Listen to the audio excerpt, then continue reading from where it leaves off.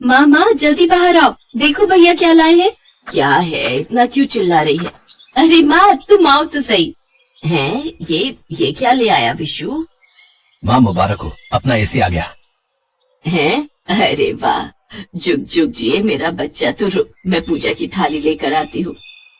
ओहो माँ, ये एसी है, तुम्हारी बहू नहीं जो आरती उतार कर उसे घर के अंदर ले जाओगी।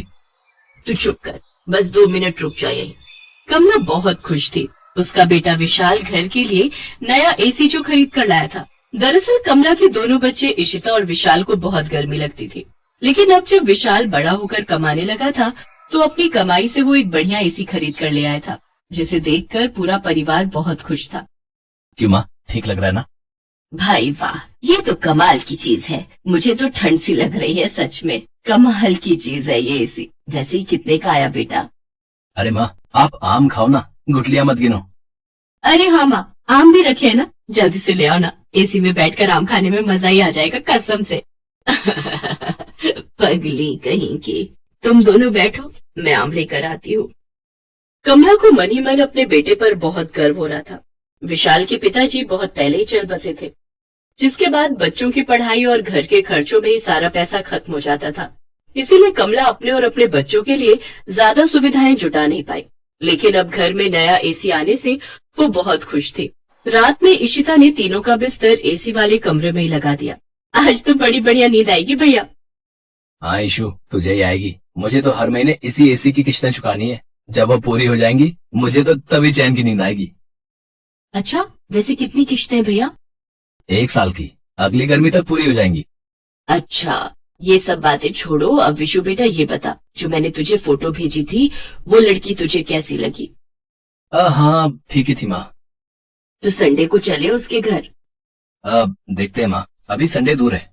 नहीं, अब कोई बहाना नहीं, तुझे चलना ही होगा। देख बेटा, एसी ले आया है, बहू भी ले आया। अब और नहीं होते मुझसे ये घर के कामकाज।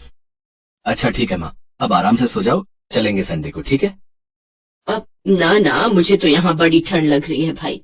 कब कभी छूट रही है मेरी तो। मैं तो अपने आंगन में ही सोऊंगी बाहर, तुम दोनों ही सो यहाँ। इतना कहकर कमला कमरे से बाहर चली गई। ईशु बेड पर सो रही थी और विशु जमीन पर लगे बिस्तर पर सो गया। ईशु और विशु बहुत खुश थे। कुछ देर बाद ही वो दोनों गहरी नींद में सो गए। फिर अचानक रात को ईशु उठी और बोली, भैया भैया उठो ना। हाँ, क्या हो गया? अरे सो जाना ईशु। भैया ये कैसा एसी लिया है आपने? मुझे तो अभी भी गर्मी लग रही है। हाँ यार, लग तो मुझे भी रही है। रुक 1 मिनट, देखने दे जरा। अरे यार, इसका तो टेम्परेचर 26 पर सेट है। लगता है तू रिमोट पर ही सो गई पगली, और तुझसे इसके बटन दब गए। रुक, मैं इसे अभी 20 पर सेट कर देता हूँ। भैया एक बार 16 पर करो ना। बर्फ जमाएगी क्या? अच्छा चल, करके देखते हैं। टेम्परेचर 16 पर करते ही कमरा एकदम ठंडा हो गया। अब तो दोनों बहन भाई बहुत ही खुश थे। नए एसी की वजह से अब ईशु की तबीयत एकदम सही रहने लगी थी। उसे ना कोई एलर्जी हो रही थी और ना ही शरीर पर लाल निशान पड़ रहे थे। फिर कुछ दिनों के बाद, क्यों, कैसी लगी तुझे पारुल? हाँ अच्छी लगी माँ। विशाल को पारुल पहली नजर में पसंद आ गई थी और दोनों की चट मंगनी और पट शादी भी हो गई। और फिर, ओए ईशु, कहाँ जा रही है तू? सोने। और कहाँ माँ?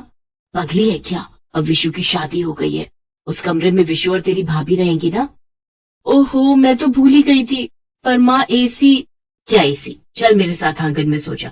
ना माँ, अब तो मुझे एसी में ही नींद आती है। पागलों वाली बात मत कर, तू क्या भैया भाभी के बीच में सोएगी? ईशु अपने भाई की शादी से जितनी खुश थी, एसी के बिना सोने की बात सुनकर उसकी सारी खुशी गायब हो गई। एक तरफ गर्मी से ईशु की हालत खराब थी, तो दूसरी तरफ नई बहू आराम से एसी में सो रही थी। ईशु चाहकर भी कुछ नहीं कर सकती थी। अब तो हर रात ऐसे ही गुजरने लगी। बिना एसी के ना तो ईशु की नींद पूरी हो पा रही थी और ना ही वो किसी से कुछ कह पा रही थी। फिर एक दिन, भैया ये सूटकेस लेकर कहाँ जा रहे हो? ईशु, मेरी कंपनी मुझे ट्रेनिंग के लिए हैदराबाद भेज रही है। अब 1 महीने वहीं रहना होगा। अच्छा, वहाँ अपना ख्याल रखना भैया। हाँ, और तू भी माँ और पारुल का ख्याल रखना। अरे आप फिक्र मत करो, मैं भाभी का पूरा ख्याल रखूंगी। विशु ट्रेनिंग के लिए चला गया। रात में जब पारुल सोने जा रही थी, तभी ईशु भी वहाँ अपना तकिया लेकर पहुंच गई। भाभी, आज मैं आपके साथ ही सोऊंगी। अच्छा ठीक है, आ जाओ। ईशु बहुत खुश थी क्योंकि उसे कई दिनों के बाद एसी में सोने का मौका मिला था। तो वहीं पारुल को बहुत गुस्सा आ रहा था। लेकिन वो ननद के रिश्ते की कद्र करते चुप रह गई। फिर रात में अचानक पारुल को बहुत तेज ठंड लगने लगी। उसने उठकर देखा तो ईशु तो बड़े आराम से सो रही थी और उसका ठंड के मारे बुरा हाल था। उसने देखा एसी का टेम्परेचर 16% था। ये देखकर पारुल ने मन ही मन कहा, पागल है क्या ये लड़की, जमा कर मार देगी ये तो। पारुल ने फौरन टेम्परेचर को 25 पर सेट कर दिया। 15 मिनट बाद जब ईशु को गर्मी लगी तो उसने उठकर फिर से एसी को 16 पर सेट कर दिया। अब तो हर 15 मिनट के बाद यही हो रहा था। पारुल और ईशु दोनों समझ गई थी कि एक टेम्परेचर बढ़ाती है तो दूसरी कम कर देती है। तभी गुस्से में पारुल ने रात में ईशु को उठाकर कहा, ईशु तुम ये बार बार एसी का टेम्परेचर कम क्यों कर रही हो? मुझे ठंड लग रही है, मुझे इतने कम टेम्परेचर की आदत नहीं है और मुझे गर्मी की आदत नहीं है। भाभी आपको ठंड लग रही है तो आप मम्मी के पास सो जाओ ना। मैं क्यों जाऊं? ये मेरा कमरा है, तुम चली जाओ ना मम्मी जी के पास। है आप तो अभी आई हो, ये कमरा बचपन से मेरा और भैया का है। अच्छा तो फिर मैं कहाँ रहूंगी? मुझे क्या पता। दोनों की लड़ाई की आवाज सुनकर कमला कमरे में आ गई। क्या हुआ, तुम दोनों सुबह 4 बजे क्यों लड़ रही हो? मम्मी जी देखिए ना, ईशु मुझे इस कमरे से जाने के लिए कह रही है। हैं? हे भगवान, आप तो बड़ी झूठी निकली भाभी। आपने ही तो पूछा था कि मैं कहाँ जाऊं, तो मैंने तो बस ये बोला कि मम्मी के पास चली जाओ। ये मेरा कमरा है तो मैं क्यों जाऊं यहाँ से? अरे पर हुआ क्या, कमरे के पीछे क्यों लड़ रही हो तुम दोनों? यही लड़ रही है मुझसे मम्मी जी। ओहो हो, एक तो एसी होने के बावजूद कमरे को राजस्थान बना रखा है, ऊपर से बोल रही है कि सब मेरी गलती है। अच्छा, और जो तुमने कमरे को कश्मीर बनाकर रखा है उसका क्या? कमला समझ गई थी कि लड़ाई कमरे की नहीं बल्कि एसी की है। उसने दोनों को समझाया लेकिन दोनों नहीं मानी। दोनों के बीच ये कहासुनी बढ़ती ही गई। दोनों ननद भाभी में से कोई भी एसी वाला कमरा छोड़ने को तैयार नहीं थी। नौबत ये हो गई कि दिन हो या रात, ननद भाभी में हर वक्त कहासुनी होने लगी और इस सब से कमला बहुत परेशान थी।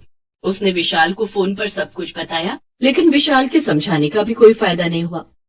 पारुल और इशिता दोनों ही अड़ी हुई थी। न तो एसी के टेम्परेचर को लेकर दोनों की सुलह हो रही थी और न ही कमरे के बाहर या अंदर सोने को लेकर। फिर कुछ दिनों के बाद, अरे विशाल तू आ गया बेटा, कैसा है बेटा? मैं अच्छा हूँ माँ। विशाल वापस आ गया था और इस बार भी वो अपने साथ एक बड़ा सा बॉक्स लेकर आया था। ये क्या है बेटा? इसमें एसी है माँ। मुझे लगता है कि इस वक्त घर में इसकी सबसे ज्यादा जरूरत है ना? हाँ बेटा, ये तो बहुत ही अच्छा किया तूने, पर ये तो बता कि तेरे पास नए एसी के लिए पैसे कहाँ से आए? अभी तो पुराने एसी की किश्तें भी पूरी नहीं हुई। माँ ये नया एसी नहीं है, किराए पर लिया है और 3-4 महीने बाद जब गर्मी का मौसम चला जाएगा तब इसे वापस कर दूंगा और पहले एसी की किश्तें पूरी होते ही दूसरा नया एसी ले लूंगा ईशु के लिए। विशु की समझदारी से समस्या का समाधान हो चुका था। कमला ने भी राहत की सांस ली। तभी पारुल ने पीछे से कहा, सुनिए कमरे में आ जाइए, मैंने आपके लिए समोसे बनाए हैं। नहीं, वो मेरे भैया हैं, वो पहले मेरे हाथों की बनी खीर खाएंगे, समझिए आप। हे भगवान बचा ले विशु, अब बता अब क्या करेगा बेटा? अब पता नहीं माँ, लगता है समोसे और खीर एक साथ ही खाने पड़ेंगे अब तो।